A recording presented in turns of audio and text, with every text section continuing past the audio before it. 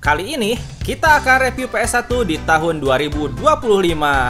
Penasaran untuk lebih jelasnya? Simak videonya sampai selesai. Sebelum mulai, jangan lupa subscribe serta aktifkan loncengnya ya, biar kalian nggak ketinggalan video menarik berikutnya dari channel kita.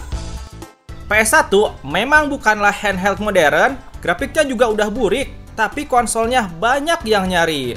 Buat penyuka mainan jadul, baik untuk koleksi, pajangan, ataupun untuk mengenang masa-masa kecil yang sekarang bapak-bapak yang dulunya lahir di tahun 90-an hingga 2006. Saya juga yakin tanpa PS1, PS2, PS3, PS4, dan PS5 nggak bakal hadir. Dan tanpa PS1 juga, saya yakin konsol emulator PS1 macam Sumini M yang ini dan juga Poukidi A30 ini nggak bakal ada. Malahan, tren emulator konsol sekarang makin merajalela, yang bahkan tercanggihnya kayak Ayaneo, Retroid bisa memainkan emulator Switch. Back to the topic, unit PS1 yang saya gunakan adalah seri Slim yang saya beli di harga 360 ribuan di Tokopedia. Ini dia untuk tokonya, teman-teman bisa lihat sendiri ya. Untuk kelengkapan yang saya punya, yang pertama saya dapat konsol PS1-nya. Yang kedua, terdapat dua buah stick kabel, yang satu yang biasa, yang satu ada analognya. Yang ketiga, kabel RCA. Yang keempat, kabel power supply. Dan yang kelima adalah 5 kaset bajakan. Kita bisa request di sini mau game apa aja. Nah, saya requestnya game Naskah Rumble, Digimon Rumble Arena, Digimon World 3, game bola, dan Tekken. Cuma sayangnya untuk kaset Tekken saya nggak berjalan dengan lancar. Unit PS1 ini sudah saya gunakan selama 10 hari pemakaian. Dari beli Desember kemarin hingga sekarang Januari 2025. Dan saya sangat senang sekali untuk memakainya. Apalagi ketika digabungkan dengan monitor mini ini yang colokan listriknya bisa langsung pakai colokan PS1. Jadi nggak perlu modif lagi dan nggak muat banyak tempat juga. Monitor ini juga saya beli dengan harga yang murah, cuma 130 ribuan aja. Untuk link pembelian monitor ini saya taruh di bawah juga. Sebenarnya ada juga varian PS1 combo, tapi harganya juga sangat mahal ya dan sangat sulit untuk dicari.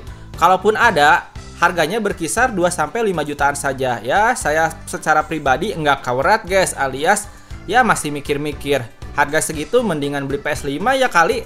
Kita mulai ke sejarahnya ya. PlayStation disingkat PS, umumnya dikenal sebagai PS1 atau PS1 dengan nama kode PSX, adalah konsol pertama video rumahan yang dikembangkan oleh Sony Computer Entertainment. Ini lahir di Jepang pada 3 Desember 1994, terus di Amerika rilisnya 9 September 95, di Eropa 29 September 95, dan di Australia 15 November 95. Pada saat itu, PlayStation punya saingan berat yaitu Nintendo 64 dan Sega Saturn. PS1 punya 4 varian. Yang pertama adalah PSX yang kotak, lalu ada PS1 alias PS1 Slim yang saya punya yang kayak gini.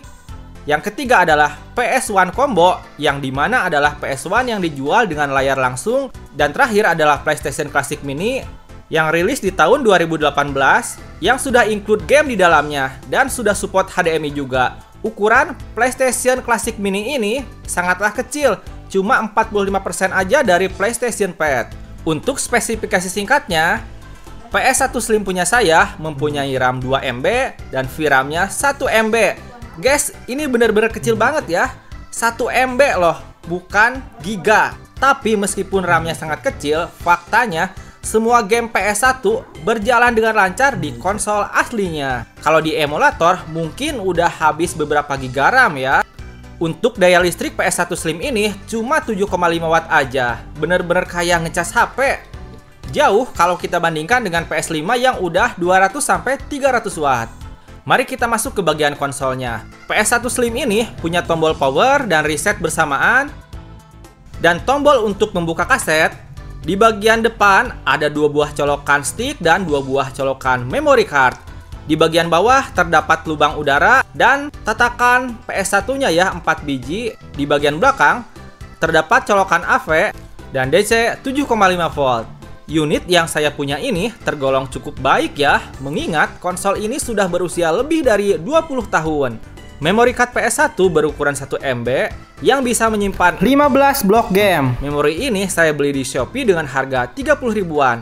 Tapi sepertinya memory card yang saya punya ini tidaklah original alias KW. Untuk stick PS1-nya, yang saya beli ada dua. Yang satu putih dan yang satu warna hitam. Yang putih terdapat analognya ya. Tombol arahnya seperti ini. Terdapat segitiga kotak bulat dan X. Tombol start, select, dan analog. Serta tombol R1, R2, L1, L2. Stick putih ini ada minusnya ya, di bagian bawah terdapat bolong sedikit. Dan tombol startnya agak mendem, jadi kita harus tekan lebih kuat. Tapi, untuk fungsi lainnya, saya rasa berjalan dengan lancar. Kelebihan stick analog, jika dibandingkan dengan stick biasa, adalah saat bermain game petualangan. Nah, kayak Digimon W3 ini, posisi arahnya lebih enak jika dibandingkan dengan tombol arah biasa, yang kadang suka kurang presisi. Jadi kalau misalkan nanya ke orang, nih kayak gini suka susah guys. Stick kedua adalah stick yang hitam. Dia tidak mempunyai analog. Terdapat tombol arahnya, segitiga kotak bulat dan X, tombol turbo, clear, slow, start, dan select, tombol R1, R2, L1, dan L2. Stick ini juga transparan ya, warnanya unik. Meskipun saya yakin kedua stick ini mungkin KW. Untuk performa main gamenya, PS1 tergolong cukup baik, bahkan terbaik di zamannya. Karena dia pakai media berbasis CD dengan kualitas lebih jernih dibandingkan dengan cartridge. Dan beberapa gamenya juga sudah punya grafik 3D. Di saat kompetitornya, masih banyak yang hanya memakai grafik 2D. PS1 ini, saya pakai bermain berjam-jam juga, tidak panas sama sekali. Tidak berisik suara kipasnya. Jauh beda banget dengan PS3 punya saya ini. Kipasnya sangatlah berisik. Kelebihan PS1 Slim ini yang paling utama menurut saya adalah ukurannya yang compact. Kalau kita bandingkan dengan PS1 Pad, kalau kita bandingkan dengan PS2, PS3, juga terasa banget beda ukurannya. Yang kedua, kelebihannya adalah daya listriknya yang cuma 7,5 watt aja tadi. Membuatnya ini konsol yang hemat banget daya. Jadi kayak ngecas handphone saja. Kalau PS2 kan sudah 50 watt. Kalau PS3 udah 200-300 watt untuk yang Fat ini. Untuk hemat-hematan daya mah, PS1 ini nggak ada obeng. Untuk tes gamenya, kita coba NASCAR Rumble. Yang saya suka dari game ini, saya bisa nge-cheat biar mobilnya bisa kebuka banyak pakai kode. Ya, kalau teman-teman bandingkan, sekali lagi grafiknya memang tidak sebagus game Android. Tapi rasa nostalgia saya tidak bisa digantikan ya, dibandingkan dengan game Android. Kalau teman-teman punya nostalgia juga dengan PS1, saya rasa PS1 Slim ini cocok banget untuk kalian.